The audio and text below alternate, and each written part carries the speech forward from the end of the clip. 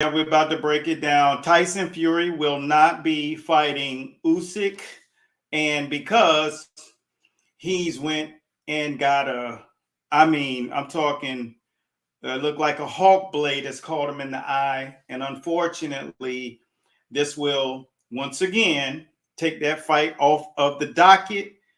But boxing always has the right hooks for you. They coming back stronger than ever.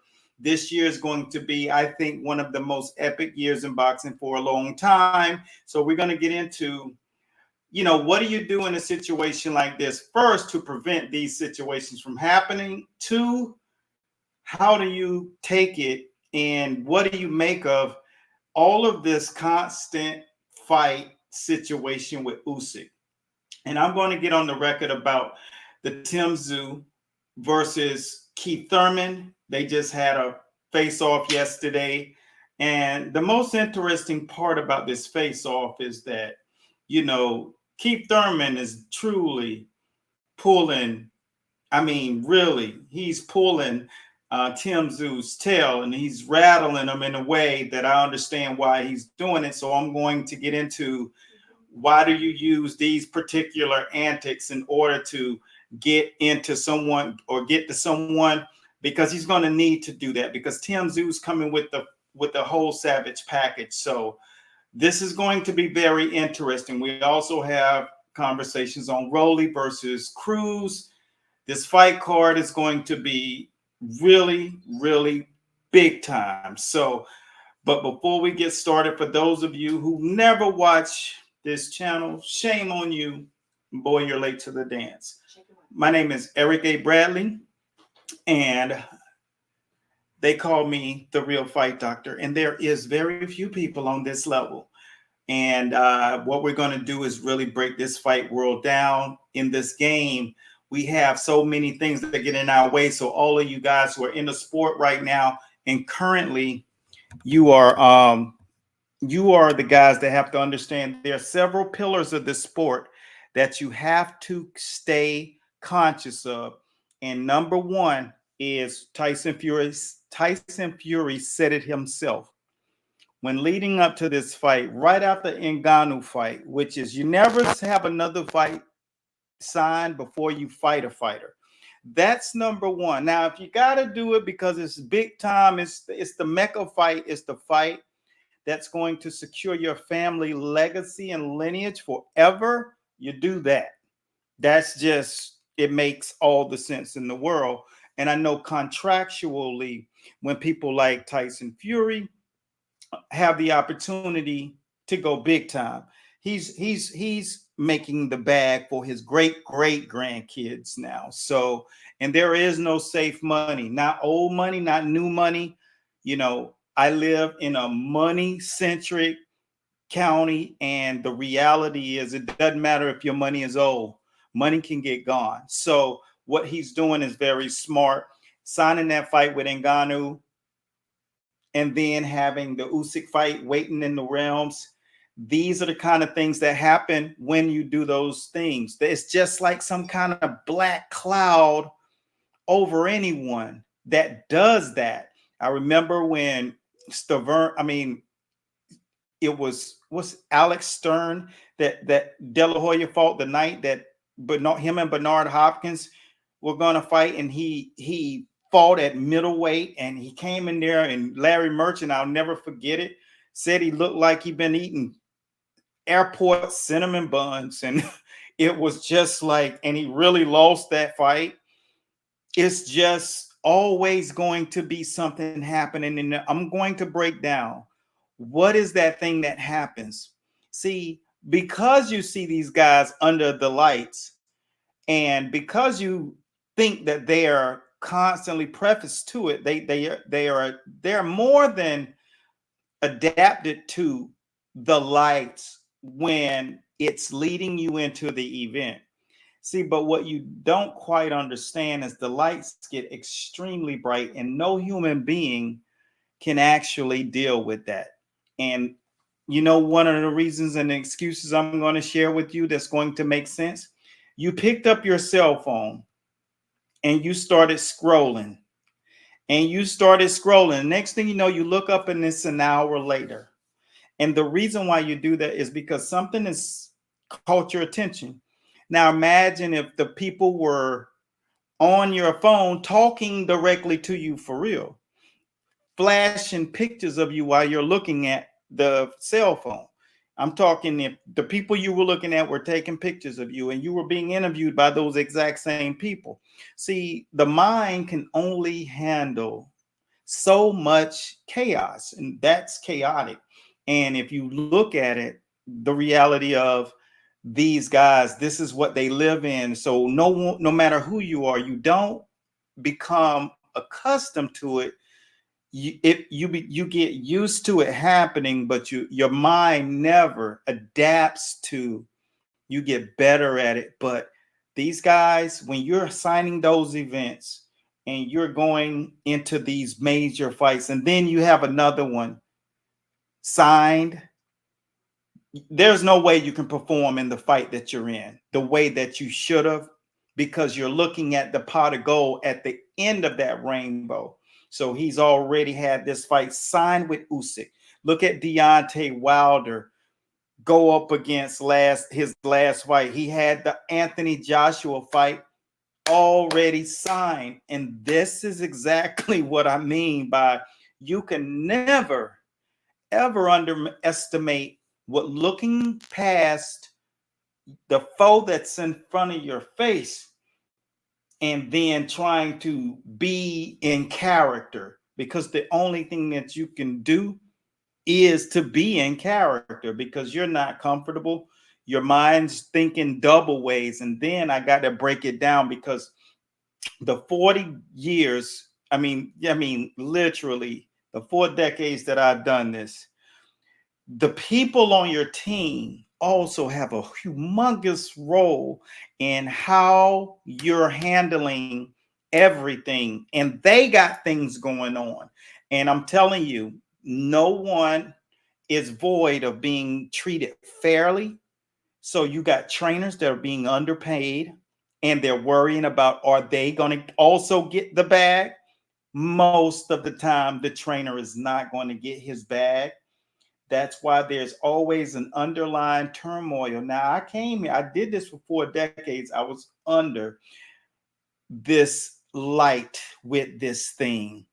And see, I grew up money aware, and I saw it immediately what was going on in the sport of boxing. Hence is why I groom our coaches how to manage the operation of their brand, because the fighter isn't there to really take care of you. The fighter is like the trainer's child, and your child loves you, but they want to spend all the money and they don't manage money well. So what do you think happens when they got to decide to pay the IRS? They got to pay taxes. They have to pay for those vehicles and houses and or luxury lifestyle that they're living. And then the trainers thinking out and say, hey, I want 10, 15, 20%. That's a lot of money when you already have it spent. And let me make it clear, fighters are spending their money up because they don't understand money management. So they're spending their money up from fight to fight. That's why fighters retire broke. They're broke. Most 85% of them, just like people who win the lottery, are broke within 2 years. They're filing bankruptcy. We've seen a current fighter, multiple world champions that he'd acquired, and he was broke. And y'all could probably guess who I'm talking about. But that's what happens. The life is fast, and the money goes fast. If it comes fast, it goes fast. So that's the thing. But I think Tyson Fury, in my estimation, is a great fighter. But I think for me, I would like to see him retire and transition into his evolution, because it's fine that he does that. That's how I see it. I don't know. Maybe you have an opinion about Tyson Fury. You can't take away his greatness and what he's done for the sport of boxing. But as a person who understands, it's time to level up and it's time to level out. You got a career on Netflix now. You got a career in owning different companies or real estate. There's a bunch of things. He could get into sports casting. Imagine Tyson Fury on the microphone, make a cool $1.2 million a year to cover what he's doing, you know, to lay on top of what he has in that account already, and continue to monetize his life and continue to build his team around him. Because the number one thing about boxing is that, or athletics, it doesn't matter. I've coached and trained in the NFL. I've coached and trained in professional boxing, Olympic levels, all of the things, the same denominator comes into play. You got to have a team established. Delegation is a real thing. Why do you think that, once again, I got to say their name, Mayweather had the success that he's had? It's because he understood delegation. Kelly Swanson, his team, his training team. He'd go from one training partner, which is Nate, over here to Roger or his father. Everybody had a responsibility. Nate wore the body vest. Roger smacked those mitts like no one ever before. And then he got his father in his ear, coaching and working that corner, prepping that mind, and making sure he remembers, I started this. There's so many different components. Your publicist, the Leonard Ellerby. I can't say enough good things about how he protected his investment of time, because Leonard worked to get to that level. He wasn't the CEO. He was working the corners and stuff. He was helping out in that manner. So building a team is about relying on more than just your fist, because that's not going to get it. If that's what you think, in which that's also what I thought at one point in time, the game is much bigger than your knuckles. And if you think that, what's going to happen is you're going to be invisible to the game unless you're knocking out 27 out of 27 opponents. And the only person doing that is Better BF, and he's still not known. No one outside of boxing knows his name because he doesn't understand the number two thing that I'm going to talk about. And it's exactly, let me know if you think, what you think about Tyson Fury as his career. Would you like to see him fight AJ before he checks out? Or do you think I'm right? He should just go ahead and ride off and build his career like Timothy Bradley has and Andre Ward has. There are only a couple of people that have done it and transition well. And everybody doesn't transition well. But for me, I think it's time to say, hey, let me go ahead and get on the white horse and ride off with the cowboy hat and just, you know, roll my dice out, leave Vegas and get right. That's what I feel. Let me know what you're thinking. Now, Tszyu. Whoo! Thurman. I don't know if you guys have seen it, but before I go, I wanted to show you guys Fury's eye. So this has happened. This happened. Thank you. That happened during sparring. And obviously he actually experienced that cut in his fight prior to Ngannou. And it's been a nuisance. But the fact of the matter is this: if you can do this, then you gotta understand that these are the kind of things that happen. So unfortunately, that's happened. Special shouts out to you, everybody. The thing that, when Keith Thurman, I'm gonna play you guys a clip of Keith Thurman and Tszyu. Keith Thurman's no dummy.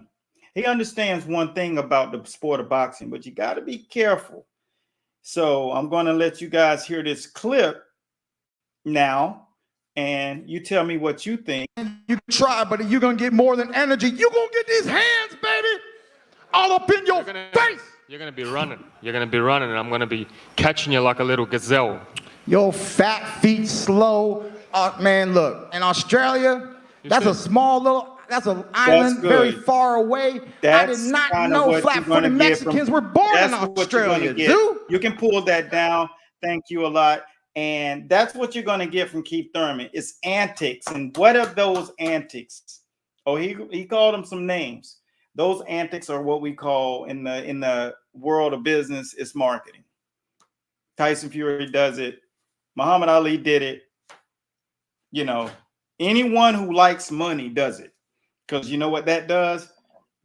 Each time they do a press conference, each time this is happening, this is why real promoters don't want to deal with low-key people. Low-key people are dangerous to your pockets.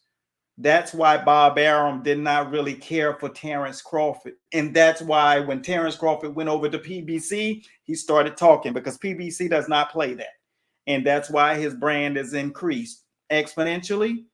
And that's why he's in front of a lot of different people. Every time you turn around, and you can find Terrence Crawford talking here, talking there, talking here. And the thing about it is, if you box and you think you're going to stay who you are, you're bananas.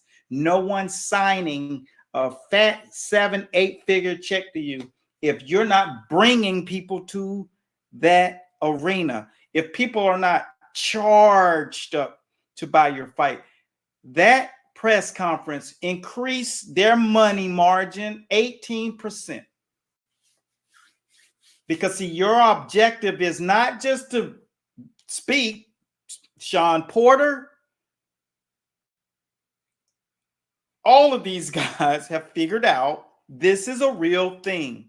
You got to market. Errol Spence said he didn't think it was that serious, but when you have people like Jerry Jones in the $1 billion playpen also bringing energy, just like Danny Garcia's father, Angel, would always be loud and do what he needed to do because he knew that sells tickets.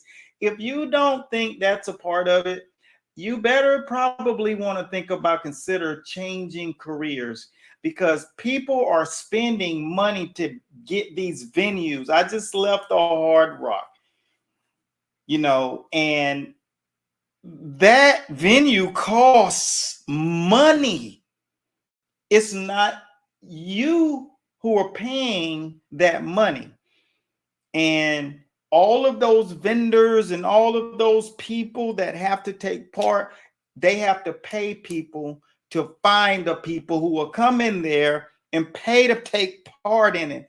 It's so much money coming out. Eddie Hearns is on the record on a multitude of times talking about they lost the bag. And I'm talking, you know, you spend 6-7 mil, you raise 3-4 mil, you losing 1.9, 2.3, 2.5 million dollars because cats don't want to use and develop their cachet in social media.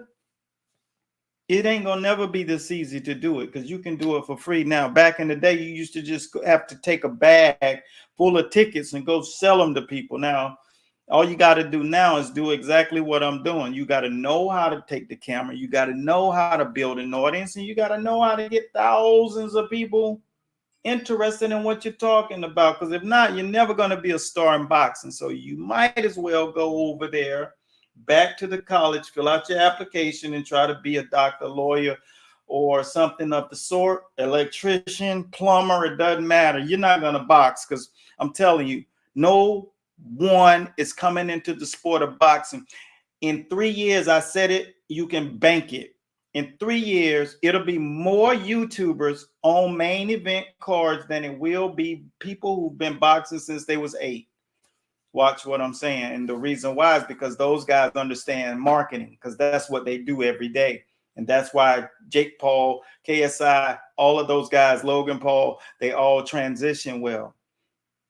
Dana White told The Rock Johnson, hey, you need to work on your personal brand.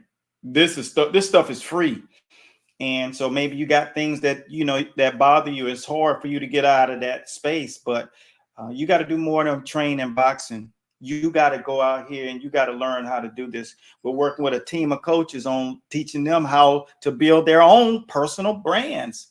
It's going to pay you forward the same way that it's paid Keith Thurman forward. He was on the record saying exactly this.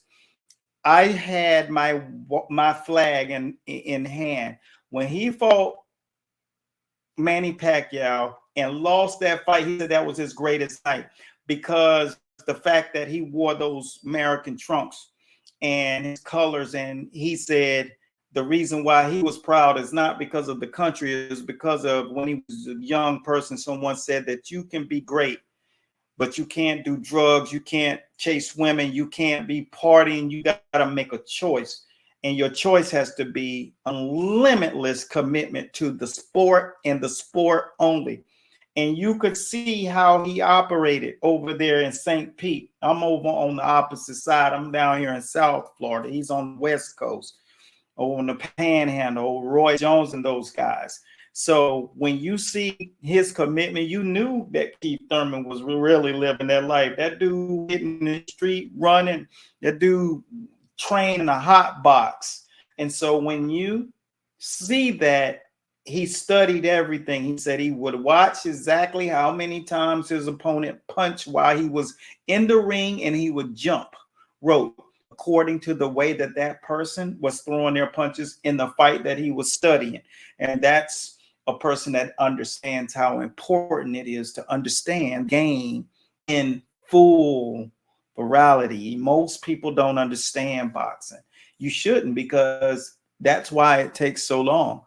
I was in the sport 15 years under the tutelage of two of the greatest minds in boxing history, and the thing about it is, when you see this, I'm in my 20th year anniversary of my business. After that 15 years, that's college for me, 15 years of college. And then I started my business, 2004, established.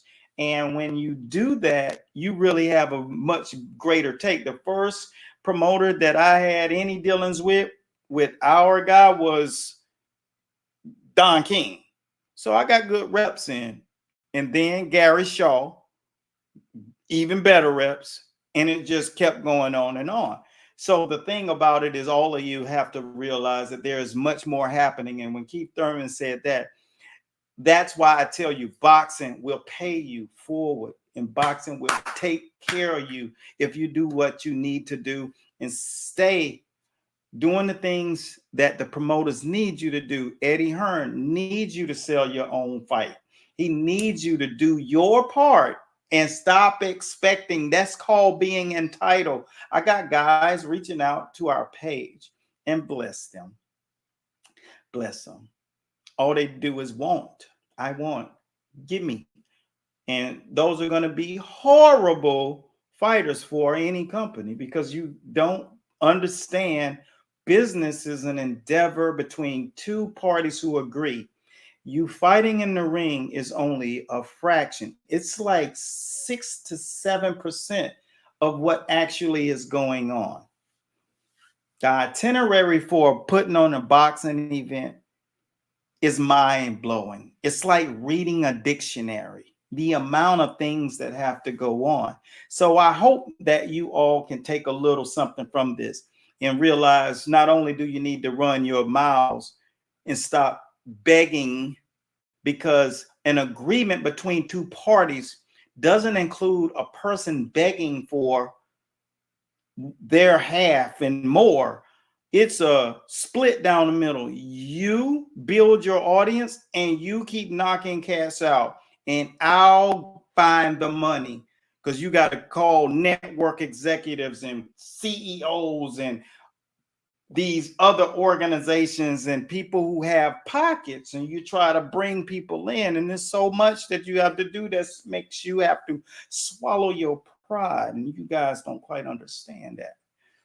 So what I'm here to do is be the third voice for you. And I have to do this with a team of close. I got a class of 125 men and a couple of women that are learning the game before they get to that place. And we got people who are going for titles as well, and people who are going for the Olympic qualifiers as well. So preparation is king. The more you know, the more you'll grow if you're putting action in place. So I'm giving you what we call it free game on this show right now. And if you take it, you'll get far.